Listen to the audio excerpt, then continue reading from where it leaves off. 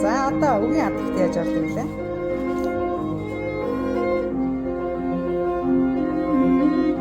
Бас засаад ийм гоё биччихлээ шүү дээ. Нүдэн амиал ингээл харахгүйгээр биччихсэн шүү дээ амина. Сайн байна те?